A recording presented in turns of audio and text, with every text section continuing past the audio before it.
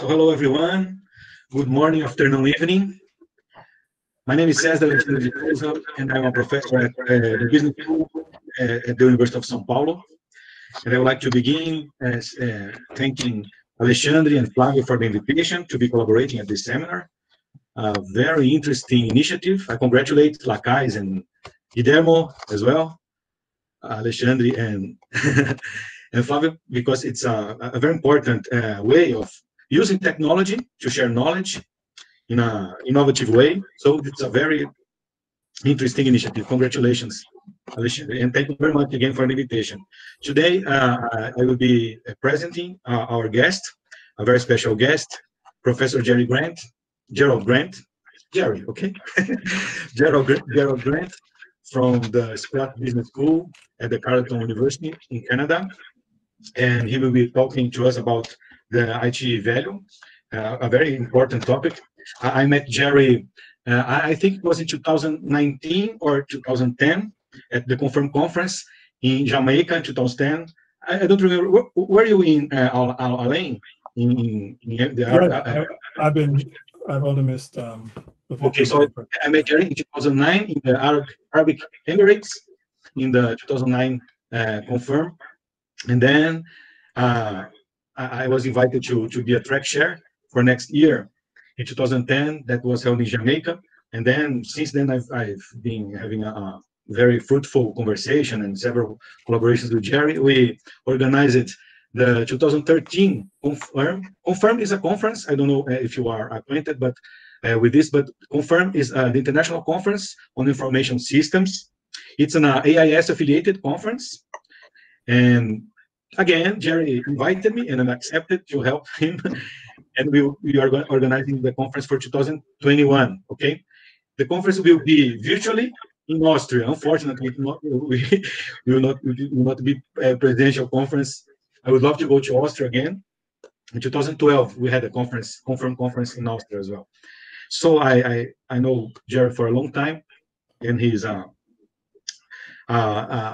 one of the members of the executive committee of Confirm conference, and he's very engaged with issues that we are discussing here in Lacais, just like information technology for development, for growth of countries, for education, and this is being a very important part of topics in the conference. Confirm. Okay, so I talked too much now, so I hand off the floor, virtual floor, to Gerry. Thank you very much, Gerry, for accepting the invitation. The virtual floor is yours. Okay, thanks.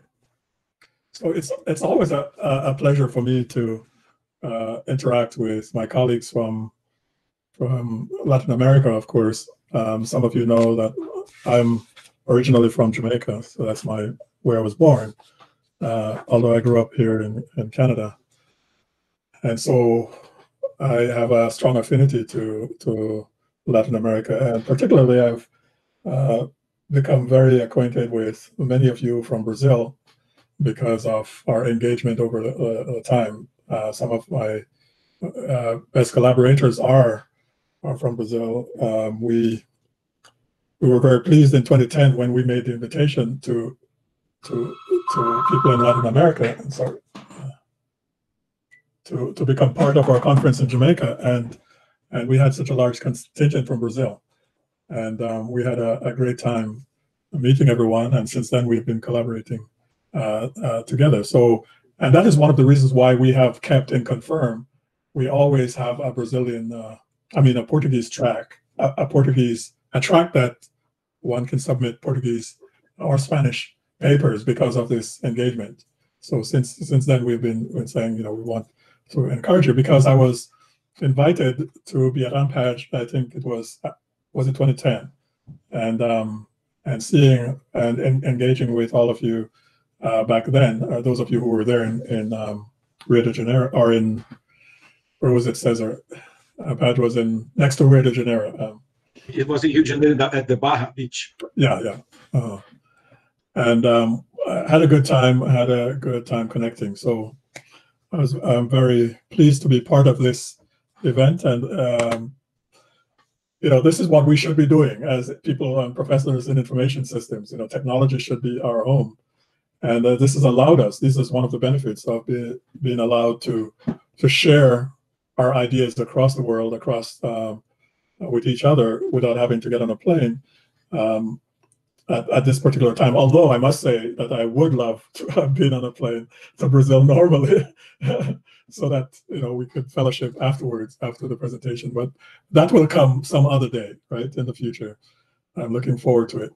So today I want to talk a little bit about work that we have been doing on this notion of delivering value from digital IT investments. And when I was asked to present this, I was thinking about how I would do this with the typical academic way of doing this, and yet focus on the practice part of what we have been doing, because what I'm presenting today is not something that I have in an academic journal per se, although I'm in the process of writing something about it. But it actually comes the other way. It's what I have written in our book, in a practice for practitioners, a practice-based book. And we specifically did it that way because we were interested in getting ideas out to practitioners. As you know, you can spend a lot of time getting ideas out to academics and jump through a lot of hoops. And especially when your ideas are very broad-based, it's much more difficult to put everything together in one paper or so. And so I'll talk a little bit, my agenda today is to talk a little bit about, introduce the topic and some background. I notice I have research questions. That's what you should check your. I'll talk a little bit about the literature and then talk about the research questions. Then I'll focus a little bit on what I call a practice-focused perspective. So I'm not going to go into a research model or anything like that to start with. I'm going to switch and talk about taking this practice-focused perspective, talk a little bit about practice theory very briefly, and talk about this notion of bridging the gap between research and practice, something that has been in discussion in the IS field, but in management field more broadly, right? There's been a broad discussion about, bridging that gap. And of course, some of the latest papers talk about the fact that we shouldn't worry about bridging that gap, but actually engaging both research and practice together. And then I'll talk about my particular engagement with practice and the relationship developed between myself and my co-author, Rob Collins, and talk about some of the ideas that we have in our book and what came out of that collaboration. I'll finish off by talking a little bit about the benefits of this collaboration, and then talk about the real problem of going beyond this notion of relevance to actually changing practice, which is something that we're engaged in right now. So let's get started. So this whole notion of deriving business value from investments in information systems has been and is predicted to remain one of the major research topics for IS researchers. Now, this is based on a quote from Sharon, who did a review paper on this notion of business value of information systems, and found that it was still an important topic, although at the time it seems that as we have come into the 2000s and as we have gone on, research in this area has kind of dropped off. Not that it is not important, but there's been a focus on many other interesting and new things. But while maybe in the research literature we don't see as much as we ought to, definitely on the practice side, this notion of deriving value from the investments that are made in information technology is a present and ongoing concern. It is something that is at the heart of what practice is dealing with right now. And so I just want to use that as a way of thinking about it. So the question that we are addressing here is, how do organizations deliver business value from digital information technology investment? And you notice we have a how question here. How do they actually do this? Our concern is not the same as the concern that was raised by Solow in 1987 when he made the statement in his book review. You can see the computer age everywhere, but in the productivity statistics. And all the papers that have written about productivity paradox that came after, which were basically focused on economic arguments about whether or not investments in technology at a macro level, made a difference. And many of you are familiar with Brynjolfsson and Hitt's paper and the many papers written by Brynjolfsson around productivity paradox and so on. One of the things that Sharon brought out before was that the problem with the business value literature is that we have multiple things that we're talking about at multiple levels of analysis. And so that's a big issue here. So I'm not focused on this productivity paradox at a macro level, economic level as those others are focused on. We're talking about how this manifests in organizations, both internally and how that business value makes the organization achieve what it set out to do, what it wants to achieve. So we're looking at it from more of an organizational perspective, whether it's a company or government or a not-for-profit organization. Somebody decided that investing in a large-scale information technology is going to help that organization deliver a certain outcome or value or so on. The challenge that they face is that often this does not materialize, and the question is why. So we see a lot of continued large-scale failure in information technology investments. We have one here in Canada recently, which is a payroll system for the government of Canada, where, after a lot of money has been spent, people are still not getting paid properly after 3 years or 4 years of that investment. And that investment now is turning into a situation where they're going to be spending up to $2 billion on something that was expected to cost $200 million. And I'll probably refer to that as I talk about why that happened. And so when we look at various post hoc analysis and evaluation of failures, they often point to sources of problems, such as governance, such as project management, sourcing management, technology, and all of these things. And all of these things are said to be the cause of the problem, right? When in fact, it's not any one of those by themselves that usually causes this issue.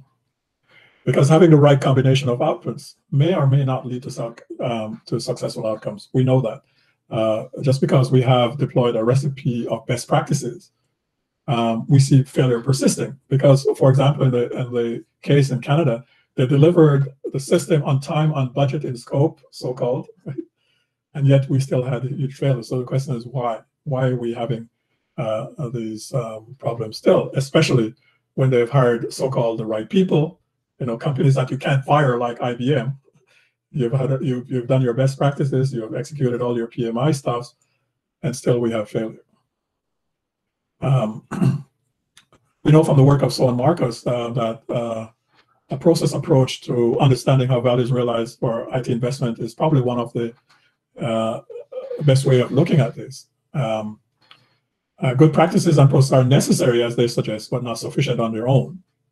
And so valuable outcomes are directed and shaped by both the micro and I would say meso and macro processes that are in some way structured or improvisational, idiosyncratic, or maybe all of these things at the same time. So it means that it's a dynamic situation that we're dealing with. And outcomes don't just appear. You have to navigate a lot of dynamics in the environment, in the organization, in the actual systems development processes that you're implementing and so on. So all of these things are playing a role. Okay. So when you look at the literature of getting value from investments, of course, we had in the early years and to some extent persisting, we had a variety of ways of looking at things, and we had various variant studies that are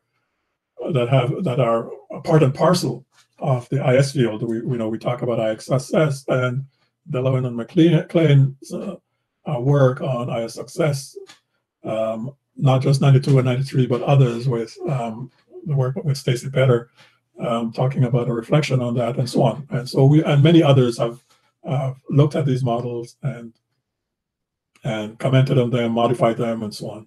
And of course, we have the great technology acceptance model, began with Davis and Venkatesh and Davis and others, and hundreds of papers on TAM in our field, and actually also outside of our field. I see TAM is really big in the medical literature now as well. They're picking up, at least medical informatics literature is picking up on that.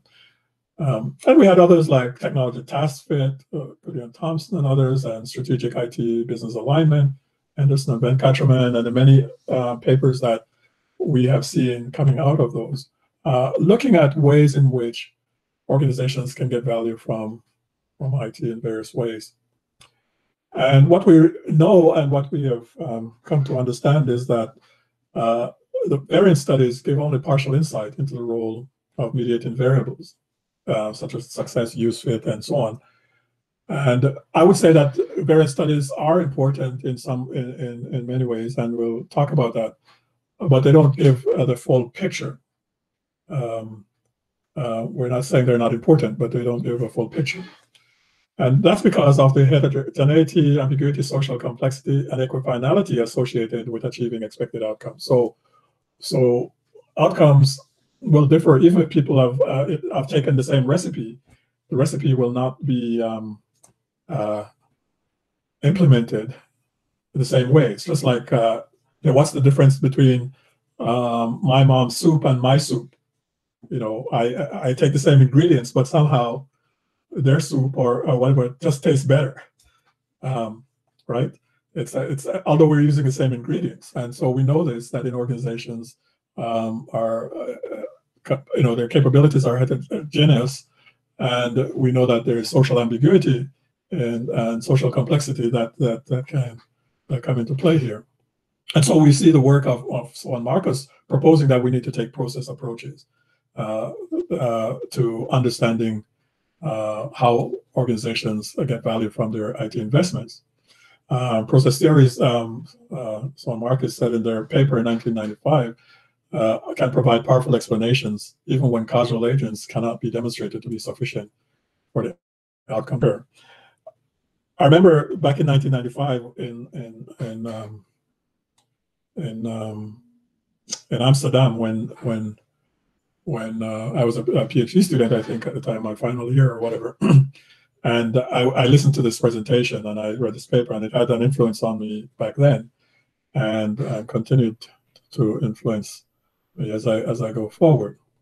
And essentially what Soh and Markus was suggesting after reviewing the literature and business value research, and I'm sure many of you are familiar with these, is that business value, their basic point is that you don't go from IT expenditure to organizational performance. That's the bridge too far. And there were intervening processes that we had to be aware of. And so expenditure led to assets, assets create impacts, and impacts may, and I use the term may, lead to the performance that you're looking for or the outcomes you're looking for because of issues in the macro environment that may actually create a situation where the business value you're seeking can be appropriated away.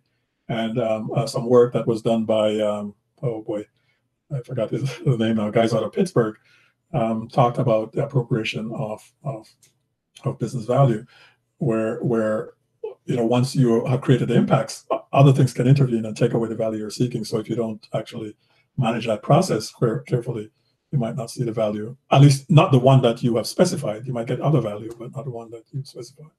And so this model talks about the various overarching processes, like the IT conversion processes, drawing on wheels work, the IT use process.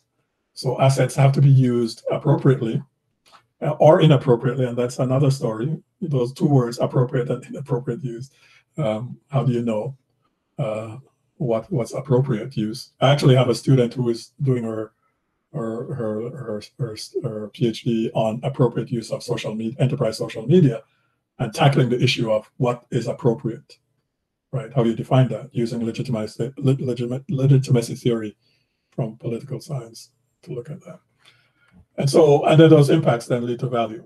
Now, Marshall and McKay and Prananto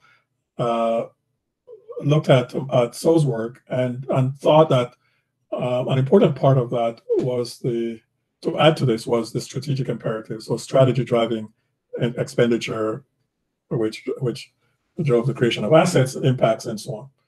And as you see, this linear model that's presented here, of course, suggests that there is this relationship. And the key point that they try to make, and Soh and Markus tried to make, is that all of this is necessary. All these processes are necessary, but they're not sufficient.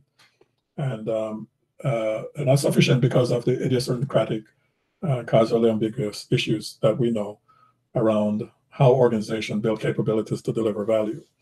And so while these are important ways of showing the connections, they are not by themselves, any of them, sufficient.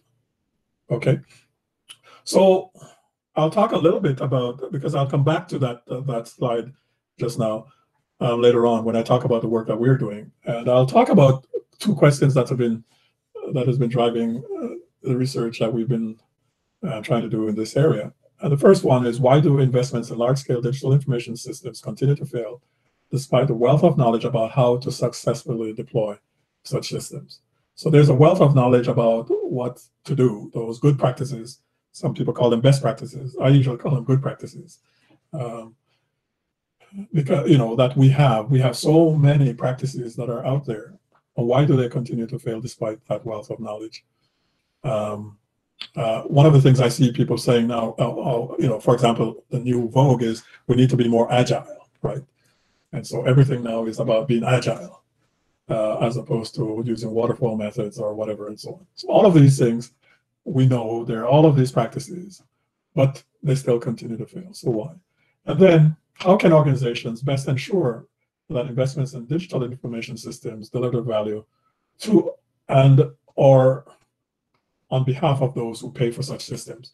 Later on, I'm going to talk about our definition of value and why we use this notion of those who pay for those systems. So those are the two questions that are related. One is really an evaluation. Why do they continue to fail? And the second was, how do we ensure that they can deliver value? So I'll just say a little bit about my research philosophy and the type of methodology we use. Here, I'm not going to go into it because that will take very long. But I would say that our focus here is understanding how business value is delivered in real-world settings, first of all, right? So we're not just looking at it theoretically. We want to know, how do we do this in the real world? How does this happen? Warts and all, as they would say, right? And so, first of all, from an ontological perspective, we say that, the social reality is reality is socially constructed, and we have to understand those real-world settings from a constructivist or constructionist perspective. And epistemologically, we take an interpretivist, and for me, sometimes a critical view, right? So I add, take somewhat of a critical realist view on some things as we go on, but largely interpretivist, understanding that comes out of the data with some critique there, and using critical theory to help with issues around empowerment and so on. And usually I take a mixed approach, qualitative mixed approach. It depends on the situation. So oftentimes we might even have a quantitative survey, but it's in the service of our qualitative interpretation there. Normally we use case studies with some cross-sectional aspects. So for example, now the work we're doing is not wouldn't be classified as case study. It would be more cross-sectional because we're talking to CIOs, CEOs, CIOs and auditors and so on across multiple organizations to address issues. So a lot of our work, though, tends to be case studies in organizations or case studies in, case studies in organizations. Usually we use qualitative interviews, surveys, document analysis, observation, some of those things. So some of the work that we did, and even sometimes simulation. We did at a hospital, we used simulations to identify the steps that are taken in deploying computerized provider order entry in a hospital setting, and what nurses actually did. And so one of my colleagues who is big on simulation worked on putting simulation, simulating how they actually drew blood from patients. And we were able to actually see the disconnects that happened in that process and the challenges that deploying such systems had on the work and work routines. And then we used, of course, for analytical reasoning, we use inductive approaches and sometimes abductive approach, drawing from those realistic situations to actually engage in our analysis, right? So I use the term practice focus perspective, my feeling is that to really understand a phenomena, one needs to engage in investigating everyday practice as it happens in the real world. I'm a type of person who likes to engage with practice. In actual fact, almost, I would say all of my PhD students, a good proportion, a major proportion of them actually were practitioners, are practitioners. They came, typically senior levels, CIOs or so on, or technology managers of some sort, and several of them have gone back into that role. So they bring a strong practice perspective. Hopefully, I change them into researchers. That's always a big challenge in getting them to think like researchers. And some of the ones I'm dealing with right now are struggling. The first year students to take off their practice hat, and I tell them, "Yeah, we'll take you through. I've done this many times, so you'll get there in the end." But what we need in the practice-focused perspectives, our researchers need to trace the iterative, improvisational, episodic, and entrepreneurial, and causally ambiguous ways in which organization phenomena unfolds over time. I use all these words because they're important for us to understand that things don't happen like how we plan them to, right? In the real world, a lot of things that we say and we propose cannot be implemented in the way, in that pristine way in which we write up about it. And even as I talk today, it may seem like all of these things happened in a very pristine way, but a lot of it came from learning about how things unfold over time. In the larger management literature, in an editorial by Plohart and Bartonek recently, they talk about this notion of theorizing from practice, and what they're saying, there's nothing so good as nothing so theoretical as good practice. And I think that was the title of they're playing on the fact that who was it that said there's nothing so practical as a good theory. And so they're flipping it around, and they're saying that there's abundant evidence that good practice can foster theorizing, and theorizing from practice is still an under-researched approach to theory development in organizational sciences, and so they're calling for more of that. Feldman and Orlikowski, as you know, Wanda Orlikowski is from our area, and Martha Feldman does a lot of work on organizational routines theory. She has done work with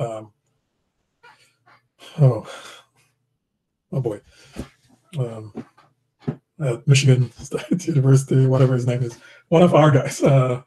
But Feldman talked about routines theory a lot. And so Martha Feldman wrote this paper about practice theory,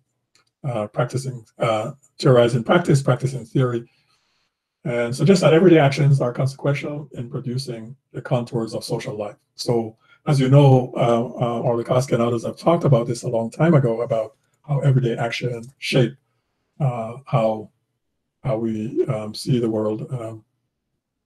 And they reject the notion of dualisms, that two phenomena are independent of each other and are in opposition to each other. So Orlikowski's work on structuration theory and so on, the notion that structure and agency are separate, they're two entities, and we're always trying to reconcile them.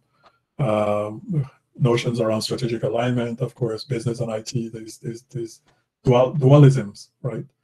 And basically what they're saying is that we need to embrace the dualities. So the difference between dualisms, that they're opposite, in opposition, and And dualities show that there are aspects of the same phenomena, and there's a dialectic that takes up place between these two aspects. So like two sides of the same coin, so to speak, and they have both aspects. So yes, there is structure and there is agency, and they're integral to shaping each other. So phenomena always exist in relation to each other, and it is produced through a process of mutual constitution. So it means that then when we look at phenomena in organizations, it's not one against the other, but they're mutually shaping each other. So when you go out in the real world, your environment shapes your response shapes your environment, and so on. And drawing on work, and if you read the paper talking about the work of people like Latour and others, Chibora and so on, looking at how even non-human material things shape how we respond, right? For example, drawing on the work of Latour and others, that having the technology in place, of course, shapes our response to it, and vice versa, and therefore we cannot separate them. And this was Chibora's main argument: is that we can simply husband technology, we can host them and shape them. All right. So this notion of the relevance of IS research and practice has been there. There has been a lot of discussion in the theoretical literature. And the question is information system and other management research relevant to practice and managers? And we know that, yes, we have a lot of theoretical ideas and a lot of models and so on, but really in practice, many of these ideas have not translated and adopted in practice. In actual fact, many practice ideas have been adopted by us. For example, we're inspired by ideas in practice settings, agile systems development, and some of these others that have come along actually came from, to a large extent, from practice. We know that in IS we've been worried about chasing the newest and the greatest technologies. So when ERPs came about, we all did research on ERPs. Now it's big data and data analytics, and we're all changing our program names to reflect that and so on. And yet, what is our theory of information systems? We're still struggling with that.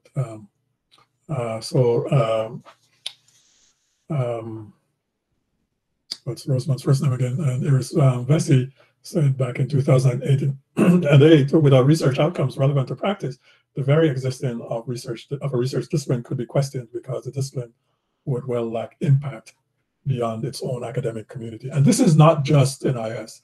In the whole management, I teach research, methods for management students, and this is a big issue there as well.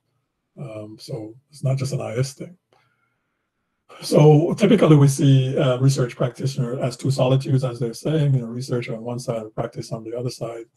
And we say there's a gap, right, between these two solitudes. And the question of rigor and relevance is always asked. And we know we had that discussion back, some time ago, and still continue. Every 10 years, rigor and relevance discussion show up in the IS field every 10 years.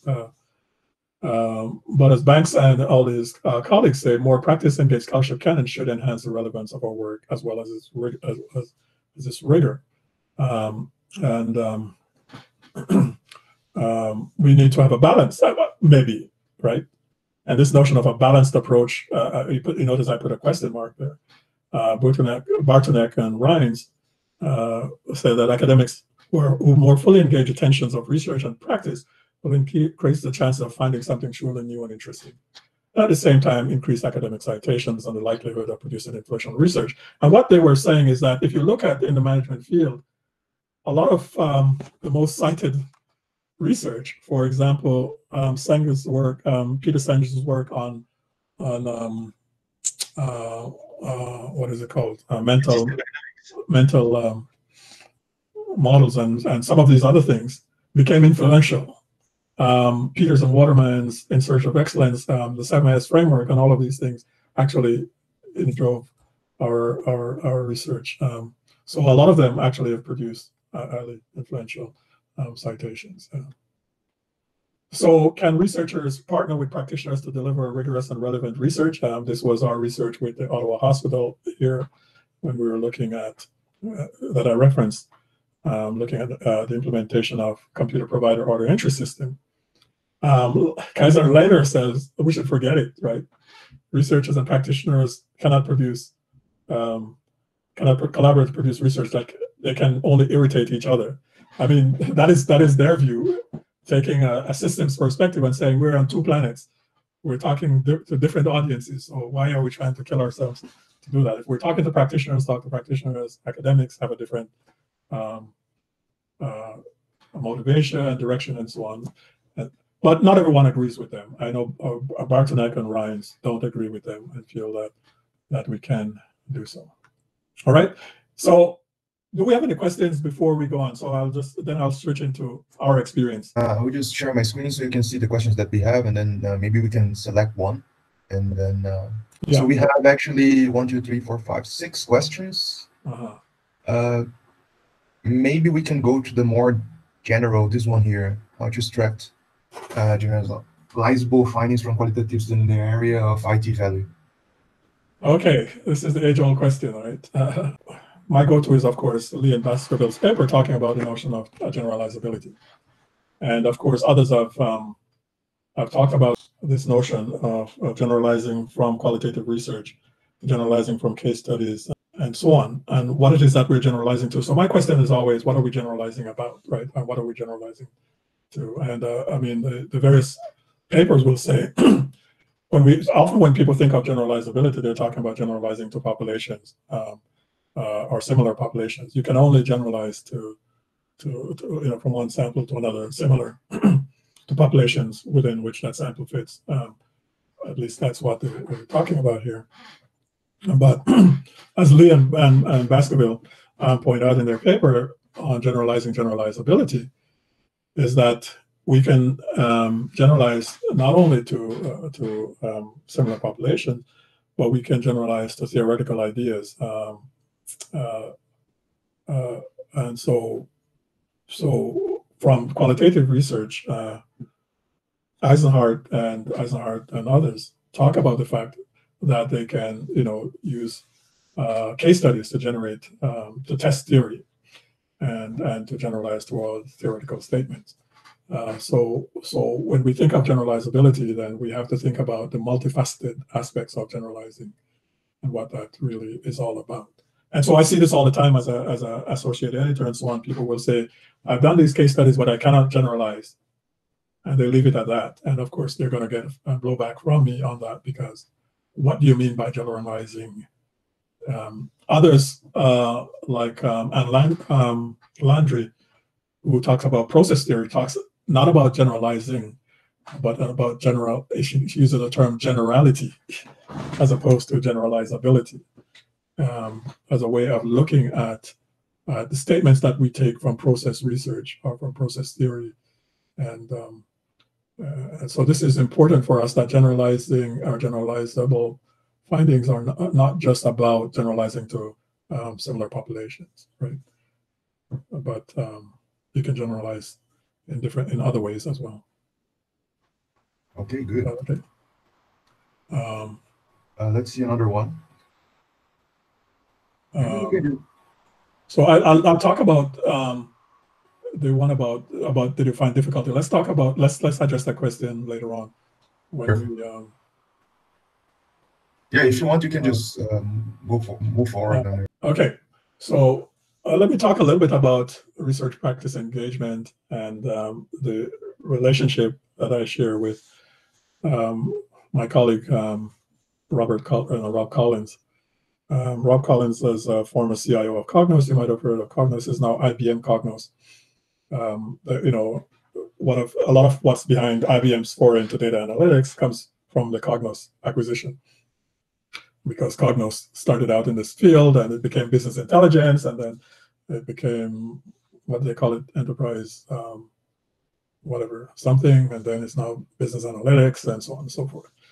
They had different product names. Now Rob started out as being in charge of products, and even this morning we were in a meeting together, and he was talking about the fact that he used to ship those products, the Cognos BI, blah blah blah. That was his role, and then he was asked to be CIO. To do to look at things from the other side. And then we have, and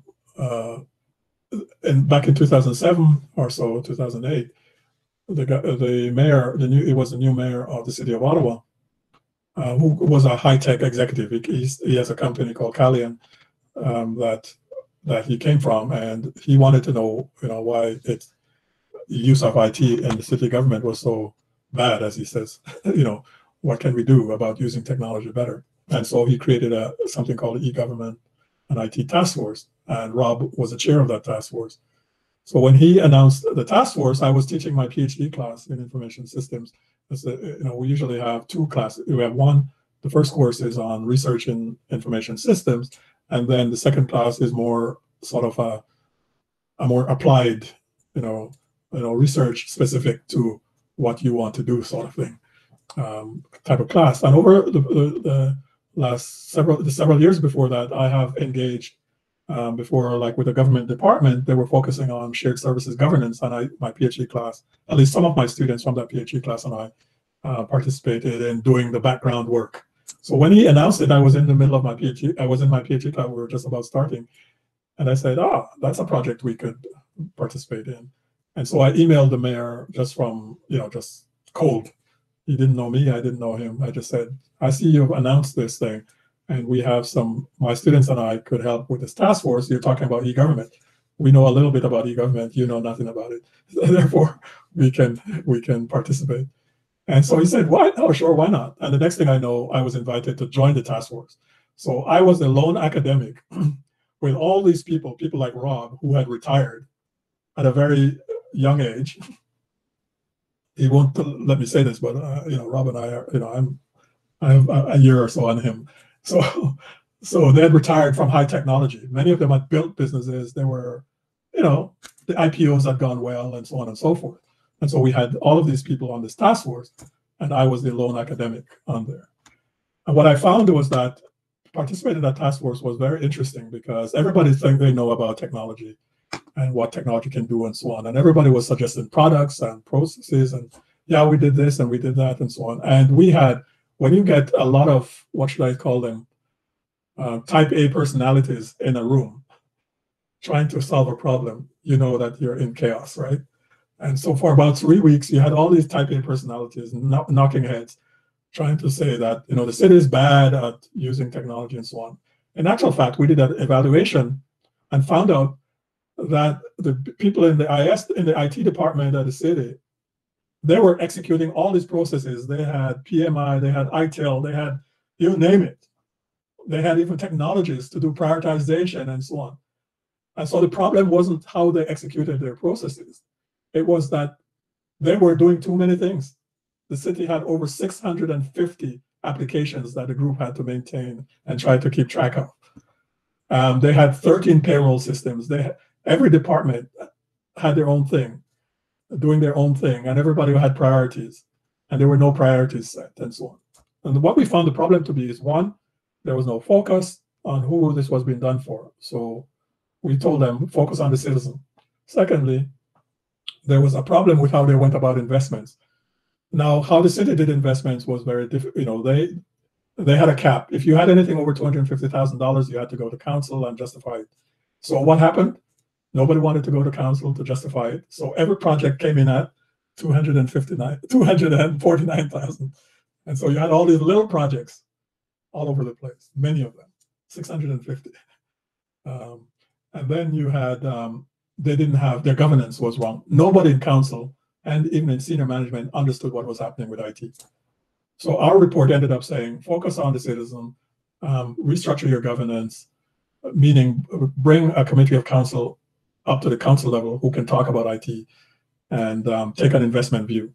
And the next year after that, our presentation, they accepted it. We had the biggest budget for IT that was voted by the council by just shifting their thinking. So that's how we started. So after that, Rob, he has nothing to do. He's retired. He's retired. And he said, I have a lot of cycles. Can we talk and see how we can work together? And it all started, I sent him this paper, which was an editorial I wrote in 2010 in the European Journal of Information Systems about reconceptualizing the concept of business and IT alignment. and moving from an engineering to an agricultural perspective. These are issues that I've been mulling for a long time about, this engineering, what I call the engineering view of IT, just is not getting it done. It's this variance approach that is difficult to put in place. And so I started to mull around the idea of why don't we think like a farmer? And so after several years of doing that, I had to write an editorial, and I had this kind of going, and I said, why don't I just make this editorial? Because as you know, those of you who are associate editors, the pressure comes on, like, where's your editorial? I said, instead of waiting for the paper that I was trying to write, let me make it into the editorial so I can put my ideas out there and get it out. So, which is what I did with this paper. And I think, Alexandre, we sent that paper to you. So essentially, it outlines the view that we need to look at thinking differently about IT. And when I gave that to Rob, he was intrigued, and we started to get together and talk. And he said, he has time. So I had my slides that I've been using for my classes and so on. So he said, send them to me, and I will see how we can do. So I sent him all of them and said, okay. And he put it together in a format and said, maybe we can give some talks to people about this. So this is where I'm going to show the messy part of it, because everything I'll present will seem like they're in order, but they're not in order in how things develop. Because we started to give some seminars talking about the agricultural view of changing mindsets. Here's how you change your way of thinking.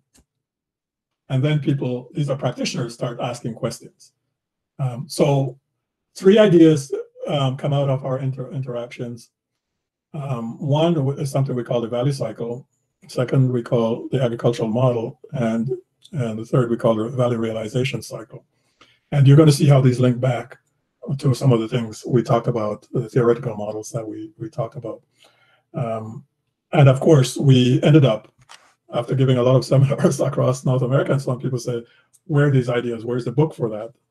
And I had to contact some publishers and said, we have this idea. Do you think it's worth it?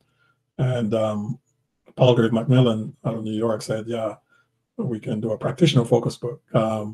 I think one of the others out of Britain said, well, can you do a textbook? We said, no, we don't want to do a textbook. We want to impact practice. And I didn't have the cycles to do a textbook, because then you have to have cases and you have to have all kinds of stuff. I said, no, we don't have the cycles for that. Okay, so I'm going to talk about this notion of value, but I want to give you a little bit of story about where this came up. So we were talking about value realization, value this, value that. And someone asked, at least I asked myself rhetorically, what is value? What is it that we're talking about, right? How can we define it? And so after doing some readings and thinking about it and so on, we came to the conclusion, trying to find a general way of looking at this notion of value, is that value is the agreed upon benefit to be derived from applying IT to support the delivery of outcomes. Customers, and we use customers as a generic term, customers, which could be clients, donors, whoever, are willing to pay for or fund. And here we're talking about business value. And the reason we say what they're willing to pay for, what they're willing to pay for over time, and we use examples of saying, essentially we're saying the customer is the one that will determine value, right? If they're not willing to pay for it, it's not valuable to them. If they pay for something else, and if we use it more generically, if I were to take it out of IT, but look at it more generically, I use the example, usually when I give this talk, I use the example of Apple and BlackBerry, and how BlackBerry's approach was that we knew best about what the customer want. They want security, they want this, they want a keyboard, blah, blah, blah. And Apple did something else. Customer wanted to feel good, to look nice. Security, meh, right? At least how they started out. Customer wanted the look and feel and the fact that they paid a lot of money for this expensive thing. And that's what they were willing to pay for. And what happened? Customers switched to Apple. BlackBerry is out of the business, although I hear they're coming back. And that's my favorite company. I was a diehard BlackBerry person. I have all their gadgets up to the last one that they produced here. But the thing is that their customers walked away, right? And so that was, to me, the idea that in many instances, we bring technology into an organization and the customer walk away. They're doing something different. We know that. they're doing something else. They're buying other technologies. They're leaving the technologies that, the ERPs that we built and all of those fancy business analytics software that we came up with, and they go like, give me my, my Excel spreadsheet, right? We decry Excel and Microsoft, and my students come back and say, students that leave us say, please teach Excel. Please keep teaching Excel, because that's how I got my job, right? So they walk away. And here we're talking about, we have to articulate value in terms of customers, that makes sense to customers, not in our terms. So we can talk all we want about agile and blah, blah, blah. Customers don't care. Does it work, right? Can I use it? Does it make my job better? Can it help me serve my customers?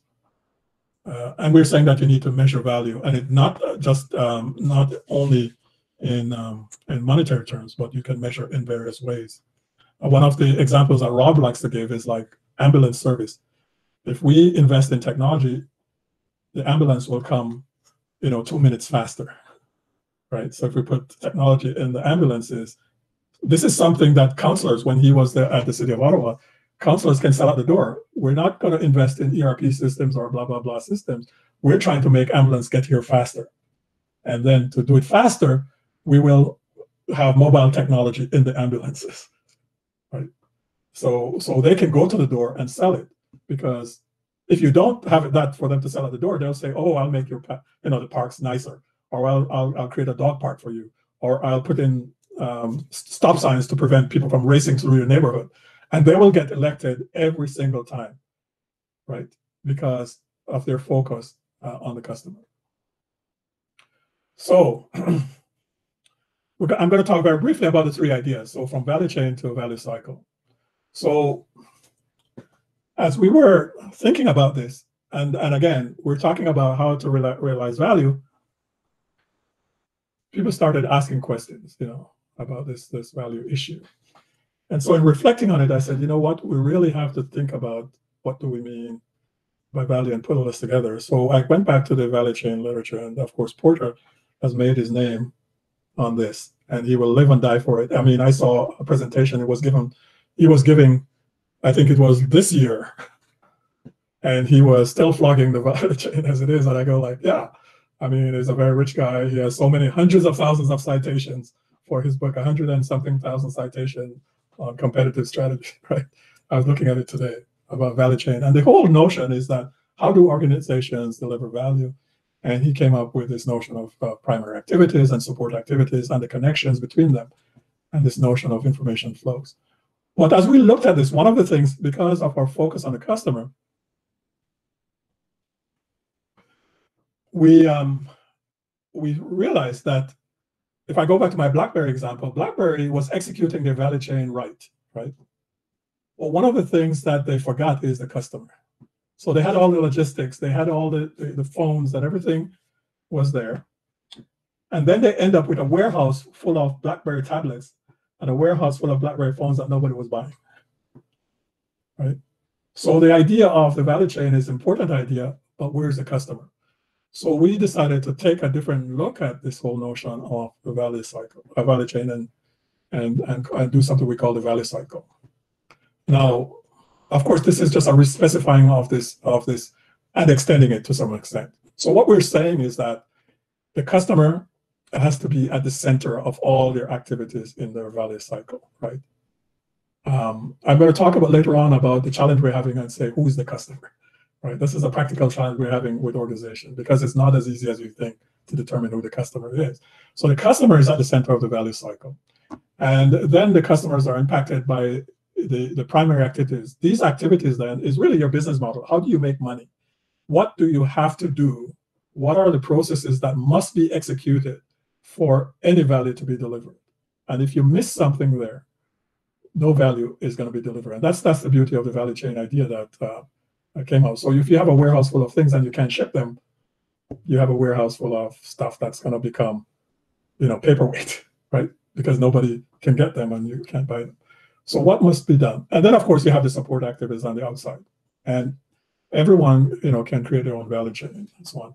Well, one of the things we brought to this understanding is that if you don't have the right infrastructure, and I should use my slides because I put a lot of slides, and so we talk about the customer, we talk about the primary activities, right? This is what you must do to deliver value, then your support activities, and then what we call the infrastructure for organizational infrastructure.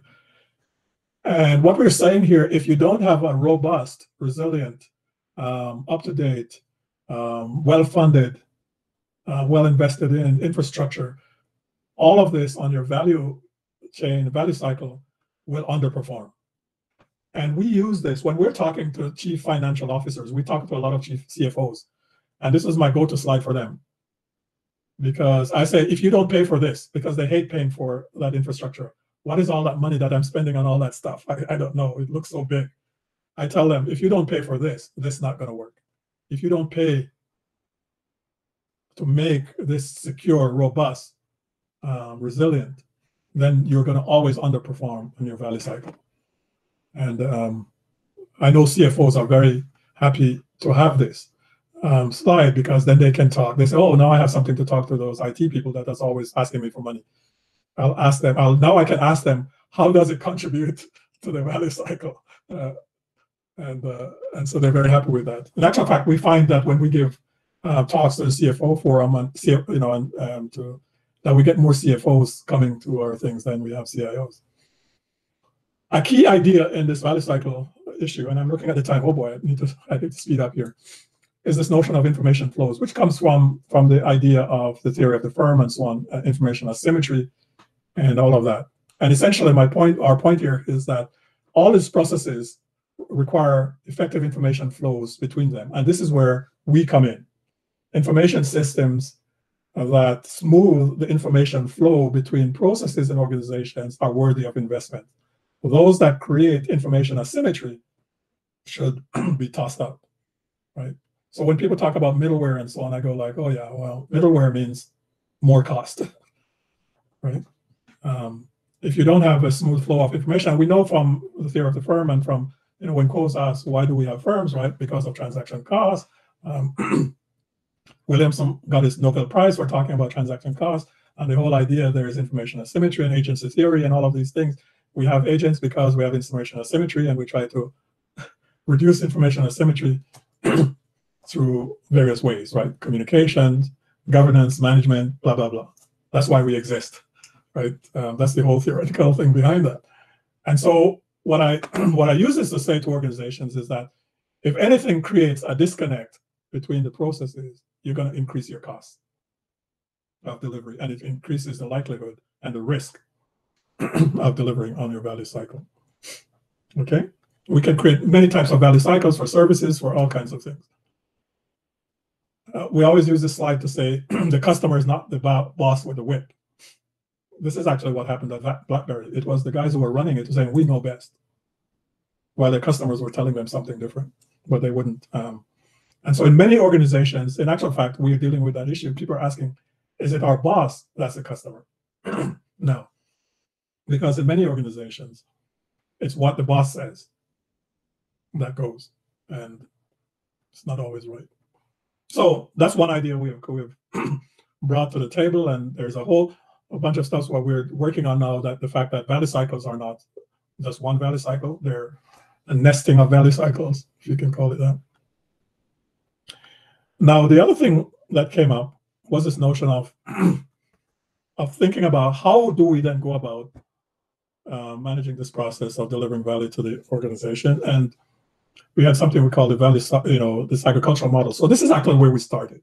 Remember the paper that talked about strategic alignment. So the old strategic alignment model says we have business and IT, and we try to integrate business and IT, and so on and so forth. And all the papers written about strategic alignment have this notion there. But as we know, this has been critiqued, and I critiqued it in my write-up there. Chibora and others talking about the fact that, these arrows and so on don't take you anywhere. We don't have two solitudes. And so every year when the key issues in IT management comes out, strategic alignment, of course, it's written by Loffman and all the other people, so they're interested, becomes number one or number two issue for the last 25 years. So what's the problem? why are we still chasing the strategic alignment issue, right? And so we looked at that and it says, no, alignment is not the goal in deploying information technology artists. Because alignment suggests some mechanistic view that suggests that we have known parameters and we're putting these known parameters together, like in construction, like in these various engineered ways. We're not saying engineering aspects of IT is not important. What we're saying is that the goal is not that. Because you can be aligned and wrong. You can be aligned and fail, and you can be aligned and dead. You can be aligned to something that is no longer relevant. So alignment, so here the focus is on adapting to change, right? So when you think agriculturally, you think like a farmer who has done some engineering. They're, have all these fields and they've created their irrigation systems and so on. But their goal is to bring home the harvest. Because if they don't bring home the harvest, they have just wasted their time, money, energy, right? And they have to deal with a lot of dynamics. They have to deal with a lot of problems. They have to understand the temperature, the weather, and especially if you live in a place like Canada, and I know in aspects of Brazil, right?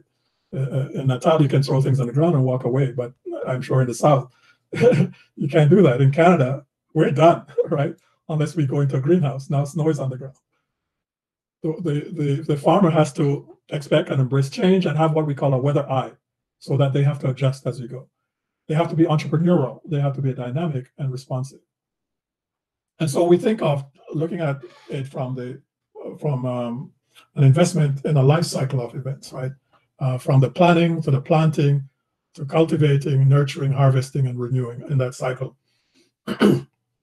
And so this is a very engaged process. Therefore, senior managers can't just throw IT and so go and do this and come back and tell us how it went, right? Which is what happened, for example, with the Phoenix project in the government of Canada. Go and get us a payroll system and come back and tell us that it works. They couldn't do it because a lot of planting, a lot of nurturing needed to be done, and that is in the purview, not of IT, but of the business side. And so we have this cycle that is there. And so we shift the focus from project to the harvest. So the focus is what's going to bring home the harvest, not what's going to deliver the project. What's going to bring home the harvest, and so on. So when we look at value realization, we're saying that the implementation of technology simply creates an asset for the organization, and acquiring the asset does not guarantee value delivery, right? So we go from a linear model. Of course, the agricultural model, of course, is much more engaged in that. For a matter of time, you can read it, what we have in the book and so on. From a linear model of value realization like we have here, right? We started out, and this is actually my first model, right, of this, following from Markus and others. And so we had this model of value realization, but in reflecting on it, talking to others, talking to practitioners and trying to convey the ideas, we switched the focus and said, in that linear model, we're still forgetting the customer. So that customer that's in the value cycle must be at the center here still. And so everything we talk about in terms of value realization must focus on what the customer is identified as a value that they're seeking. And so we repurposed the work of my other colleagues there to reframe it as what we call the value realization cycle, and talking about the 5 things that we seek to do, which is to set a strategic direction, to choose an investment among options, to ensure that we deliver the asset, which is implementation and so on, and then to consolidate the transformation, so go from asset to impact and consolidate this in the various ways that we do, and then of course harvest the value. And one of the things we want to communicate is that going from impact to business value is not trivial. You actually have to harvest that value. And so we have, this, and I'm not going to go through it. We have the customer at the center, making sure we understand who the customer is, set the direction, choose the investment among options. And these options are not just technology options, but options in terms of investments that are made by the organization. So should I buy computers or buy more ambulances? As Rob likes to say, in the ambulance getting 2 minutes faster, example is that they could buy more ambulances instead of putting technology in the ambulances.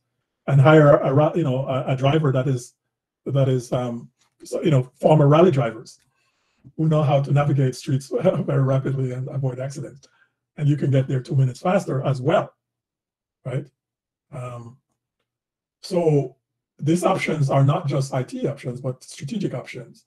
And we know that in the IS field, some work has been done already about options theory and so on and so forth. Right? We deliver the asset. And this is where most things stop. On time, on budget, in scope. We're done. Let's celebrate. Let's go away, right? And everybody got a T-shirt, and they got, the bonus and the prize and the promotion. And that happened in our case with the payroll system in Canada. Exactly that. The guys who led the project got promoted, and we're still now almost $2 billion short. What you create is that. So what about this part? What about the nurturing? They couldn't do. The problem is not the IT. The problem is that we had in Canada, there's 150 something union contracts that have to be assessed and put into this new system.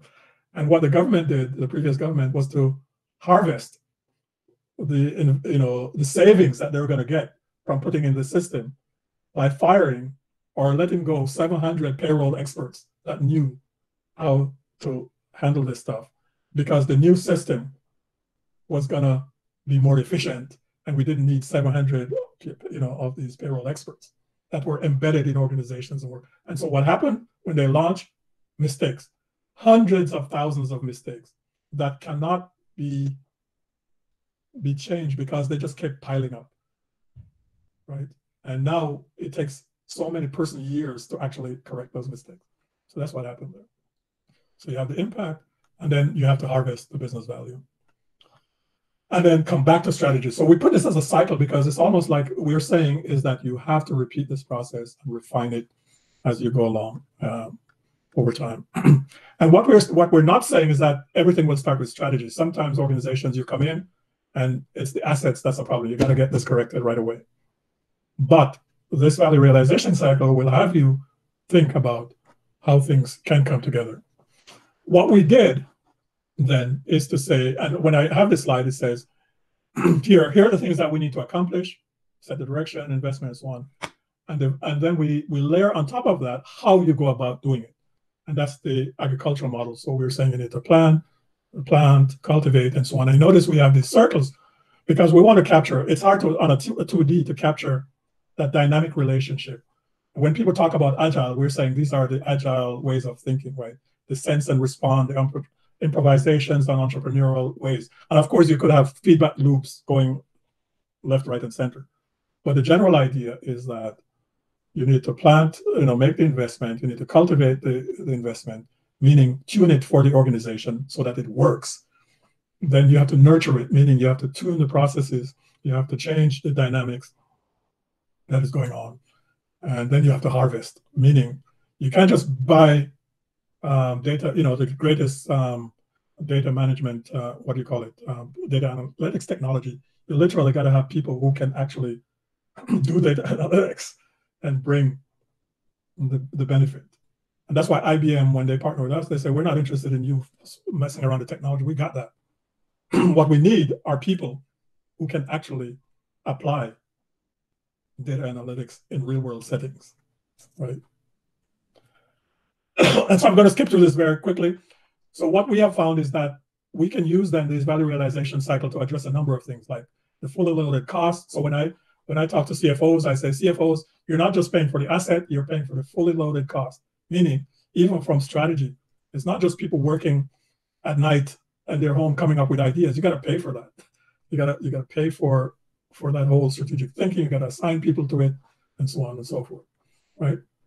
We use it when we're thinking about governance. One of the questions we were asked by practitioners at the time was, so what do we do with ITIL? What do we do with Project Management Institute and all of those things? And we said, our framework allows us to position the contribution that these things are making. They're all good in their own right. We're not saying you should throw them away, but we're saying, how do you frame their value to us? And now we talk about the concerns here. So senior executives are not concerned about, their interest is not technology, they couldn't care less. They're more concerned about risk. They're concerned about resource. Because when we talk to CFOs, they go like, all I can see is this big item on my budget. What do I do with it? If I don't know how to manage it, I just cut it. And then I go and worry that I've cut something that will hurt the firm. That's literally what we had a focus group of CFOs. That's what literally they told us. So I don't know what they're doing. They're always asking for a lot of money. The only way I can manage it is cut it, and then they start screaming, and then we can have a discussion, right? And so when we talk about governance, this is the sort of thing. We have different ways, managing risk, and so on, and auditing value delivery. So we talk about audit, and I'm going to come back to this very briefly, because this is what we're doing right now. We're working with the Office of the Auditor General of Canada, talking about these issues, research. And so what have we done? Quite quickly, we gave a vocabulary for business-focused conversation. One of the things we say in our book is that this is about communication, because we thought communication was the biggest problem we have between the various solitudes in organization. So everybody can look at a value cycle, everybody can look at a value realization cycle, and so on. And people pick up the agricultural motif very quickly, because most of them are more agricultural. In actual fact, just very briefly, we were giving this talk in New York at the Harvard Club, and there was a deputy CIO from the Department of Agriculture was there. And we were talking about the agricultural model, and she said to us, "Give that to me."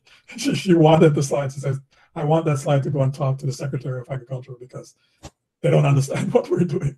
And so that was, and we said, well, in actual fact, she set up a meeting afterwards. We talked to her team and said, well, you guys know more about agriculture than we do, but here's how we talk about it.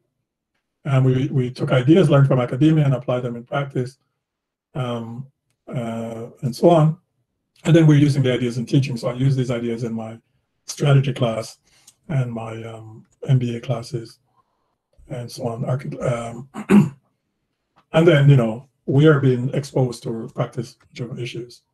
Of course, we wrote a book, and we're doing a teaching, and we have all these seminars that we've been doing. For example, we gave a talk to CIO fellows at Deloitte University North, which is in Toronto. These are all the people who work with CIOs. So we've Harvard Club is where we kind of started, and so on. So lastly, I'm going to finish off here. It says, so one of the things what we found is that, yes, all these ideas are great. They're theoretical. Everybody understands the agricultural view, blah, blah, blah. Yeah, that sounds fine. But my boss isn't going to do anything about it. Or we're so busy, or we're so confused, or we're so, no, this means a total change. Let's just give me, the PMI stuff. Just give me, ITIL, and I go, right? This is just too much. So lots of great presentations, lots of great ideas, but how do you get important and suitable accessible research adopted in practice? What does it take to displace entrenched approaches and industry norms? And we have been dealing with that as an issue. And so one of the ways we thought about it was, at least we're looking at the federal government of Canada, and we're saying, we've given lots of talks to all the groups, even the guys that did the payroll. We give talks to them because one of the people who was brought in to help manage that process was one of my former MBA students. Says, come and give a talk to these guys because they're depressed and whatever. And so we gave a talk to them. But we thought the best place to start is with the Auditor General, because when the Auditor General goes in, if we can convince them, then people will start listening. And so I happened to meet the Auditor General, the previous Auditor General, at a CIO thing, and I told him this idea, and he latched onto it. And so unfortunately, he passed away soon after, but he had set in motion us to do the research. And the new Auditor General is a disciple of the old Auditor General. And now we're engaged in a process of talking about this. But the key thing is that we're not actually talking about IT. We're talking about what the Auditor General is doing. So two things. One, how they go about their practice. And secondly, how do they do their audits? Not IT audits, other types of audits. And so that's the crossover. I'll stop there. Time is gone. Thank you very much. We'll just stop sharing thing.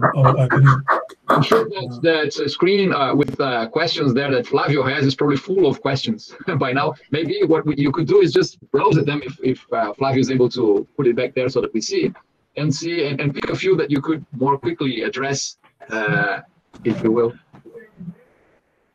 Just have some time to look at them. And while you have while you look at them, Gerry, I just wanted to very quickly tell people here that it's very good that Gerry's model has the customer at the center. I was talking to Cesar on our chat there, and we were saying, well, next week we'll have a speech about co-creation, which really actually realizes the importance of having the customer not only at the center, but the customer also involved in co-designing, co-conceptualizing, co-designing, and co-producing products many times. Right. I mean, giving you some time there, Gerry, to have a look at the questions. Yeah. So this idea of co-creation, of course, is embraced in the notion that it's not that everyone is engaged in this process. And, you know, and I think that's the that's at the heart of it. I mean, of course, we can't discuss this model is encompassing, so we have to take a little slice every time. So one of the questions is, did you find it difficult to take this reverse approach, creating theory based on adolescent learning and practice and so on? So yeah, the thing is that we didn't go into it without theoretical ideas, right? When we started to talk, for example, to practitioners, I remember a question was asked in one of these presentations, and they said, "Oh yeah, it's a good idea about agriculture. How do we do this? What is the connection?" And I right away started to talk about Soh and Markus's model. So I said, you know, there's a theoretical thing, because, you know, when you're talking to practitioners, you're trying to keep this theoretical stuff not on the forefront, right? Because they'll just go like, "We're paying you to hear, you know, academic nonsense or whatever." So you try to keep it hidden. But I said, you know, I have this idea, you know, this is how it happens. And then I realized right away that this is crucial to conveying the other ideas that we wanted to convey. And so that was how I backed into the notion of creating the value realization cycle and so on, based on, and the same thing with the value cycle based on Porter and so on. So it's almost like you're in the field. As you know, people talk about grounded theory, and then you look at the theoretical application. So that's how it comes about. The question now that we face is, how do we just, you know, how do we theoretically now justify this model from the academic side, which is what we're working on with the Office of the Auditor General and the studies that we're doing. So what we're trying to come up with is use a value cycle to then ask questions around to CIOs and others, business people and auditors.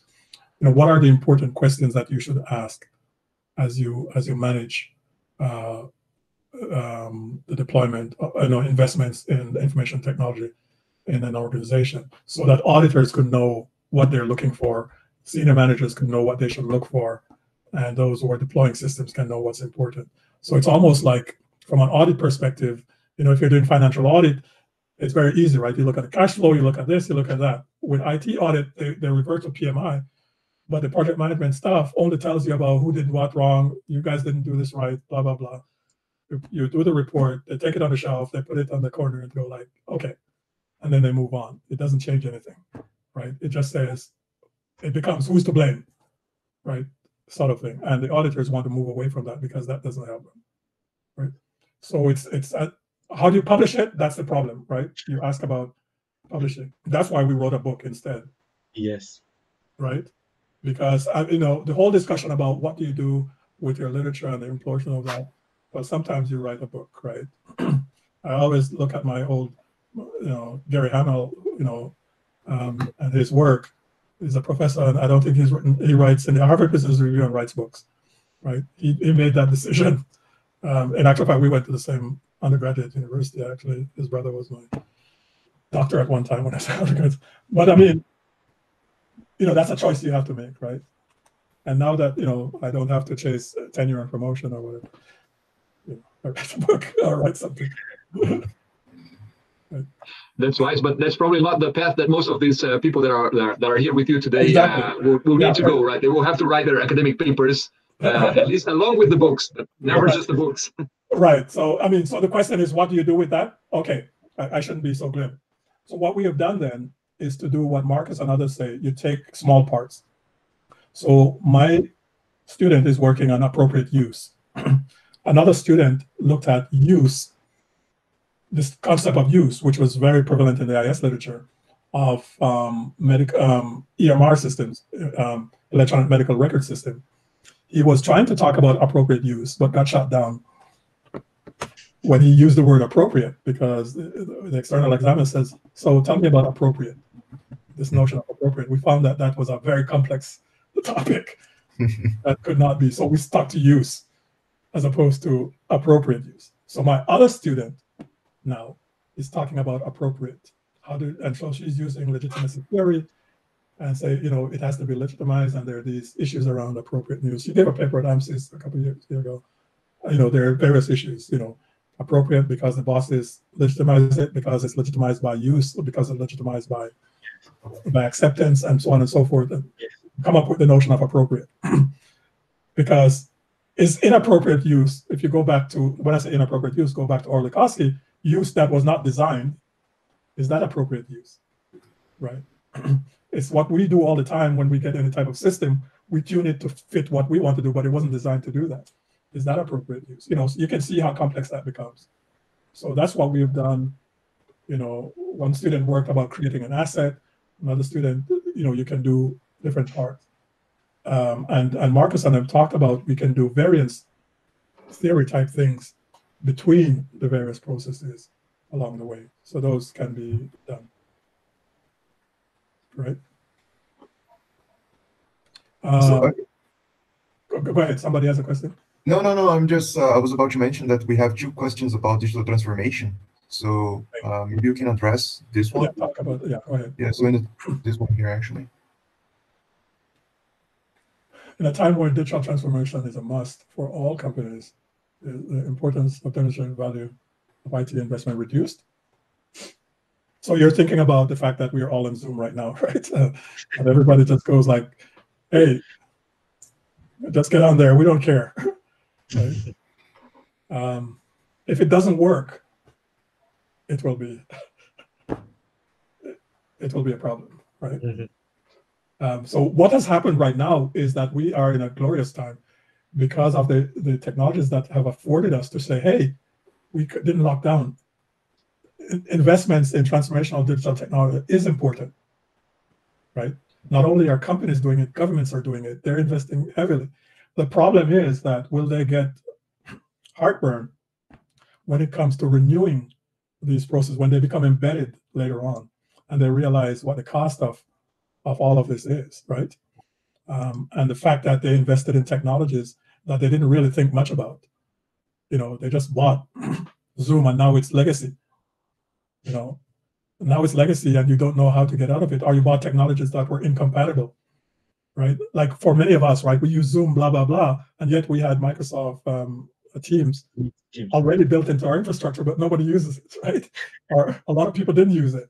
They go like, what's that Team stuff? Give me Zoom, right? So we went out and, you buy all this stuff. Then it becomes a legacy now. You're going like, oh, we want you to use Team because security, because of this, because we're paying for the licenses and all of that. We didn't have a plan around it. And all of a sudden we end up this. So what these models allow us to do is to, even if we did it backwards, is for us to quickly reframe what's going on. It's for us to say, hey, we need to think about this strategically. Yeah, we had to jump because, things happen, but let's step back. Let's set a strategic direction before we invest more and become more entrenched. And this legacy cannot be taken out. Let's step back and do something, right? The reflection about those questions is something that will be interesting later on. We'll paste them also in the video that we prepare for the students and the researchers that are with us next time. Well, before Cesar thanks Gerry and everything, we'll do something that we have been doing for the last few weeks, turning on the cameras, at least now for those who still can do it, so that we can green screen that picture that you can later on post on Facebook, Instagram, or whatever, and tell all your friends what they're missing when they're not doing these interesting research seminars in information systems here with us, right? So for those of you who can open your cameras, please do it. Okay. Donna, sorry, I hadn't seen you around when I was checking all the different countries. So we also have Panama with us, Yeah. It's Panama, right, Donna? Okay, so everyone smile. It is, yeah. And you know, I'm always the bad one with the pressing the print screen thing. Whenever I press the print screen, I'm looking down and I never show up. So if anyone else can also play print screen, please do it and include in our WhatsApp afterward. Okay. All right. So I guess we have our formal picture. Cesar, if you want to just formally thank Gerry now. Well, I would like to thank you very much, Gerry, for this very insightful presentation. I put the URL of your website, of your book, and there's a blog there. I think that they can go there and have more information. So again, thank you very much, Gerry, for being with us. It was very interesting. I hope many of us learned a lot with your experience and examples. Thank you very much, Gerry. Okay, no problem. Thank you. I mean, it was my pleasure.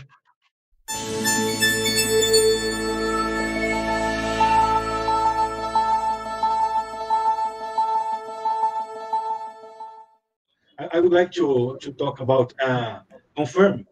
Oh, I'm sorry, I hadn't. Yeah, sure. Sorry, we should have given you time before that, but please do it. I can't believe it. Says something about confirm. That's impossible, is it? Yes. Can you see the website of confirm? We can. Yes. So I would like to invite everyone to send papers. It will be a virtual conference, and the deadline is 19 January 2021, and we have several conference tracks, and big data, enterprise system, digital services. We have one track that accepts paper in Portuguese or Spanish, just like Gerald told us. But it will be a very good opportunity for sending papers and participating in the conference. I would like to invite everyone to send to pick your paper. Thank you very much. Just to remind you that we are past half our marathon of conferences and seminars here. Next week we'll have Sandra Balbino, also from Canada, from UQAM, from the French part of Canada. She'll be talking about co-creation and technology appropriation. Then we'll have Michael Erskine from the Tennessee State University in the USA, talking a little bit about the use of IT for geospatial reasoning. Adam Videra will be with us the other week, talking about the evaluation of IS with an application to crisis management. And then we have our last session, which is going to be we keep announcing here with a surprise guest. He's, of course, all of the others who have been here are all great researchers, but this guy is one of the guys who started our field, and this is why we're keeping him as a surprise here, just to make a little more, to make the advertisement for his participation even a little stronger. Feel free to invite your friends, other research colleagues, students. I mean, this is welcome. This is open. The idea of these seminars here is that we can engage our Latin American community of information systems researchers, and that we're starting a trend, and that in the future, even after this pandemic is over, that we do not miss on the opportunity of keep sharing and having professors from different universities like we do today in the years to come. All right, Flavio, housekeeping announcements. We have a WhatsApp group. Most of you are already there. Basically, what we do there, we remember people that Wednesday is Wednesday, right? And sometimes we have a last-minute announcement or something. But it's and it's also a group that Flavio still thinks that it's where we will start some deep discussions on information systems in this room. You can also enroll to our Moodle website. We didn't include here the access code for that, but you just have to go to bit.do/R capital letter ESIS, and then I think there is an access code, which is 123456. For those of you who want a certificate for the participation here, we usually tend to use very strong passwords so that people that are not allowed, that shouldn't be there, do never get there, right? So don't laugh about the access code being that difficult. If you want to have a certificate for the participation in this seminar, there's a link there also, bit.do/lacais under, how do we say that, underscore, whatever, attendance. We record all our sessions, and they're all accessible to anyone at Lacais Tube. Lacais is the Latin America and Caribbean chapter of the Association for Information Systems. And we are pleased to know that we record a session here, and then a week later, we already have more people that have seen it online than the people that were presentially here with us. So, Gerry, this doesn't stop here. You will keep being seen by the Latin American community later on. And then we have used this Mentimeter website or app here for questions. Gerry may have a different way to go with questions, but this at least organizes questions at the end. If you, during the presentation, you have questions that you want to ask, already get into menti.com. Flavio is going to share the codes for today there in the chat. And you can already start posing questions when you think of them. And then at the end, we will have them shown to Gerry so that he can address them. I think that's all for housekeeping. Do you have any other announcements there, Flavio? No, that's fine. I think it's all. I just posted the link for Mentimeter and also the code, so you can just click on the link and then you can just put the code and yeah, just start to make our questions. Okay. So that's all from my side. What else? That's all.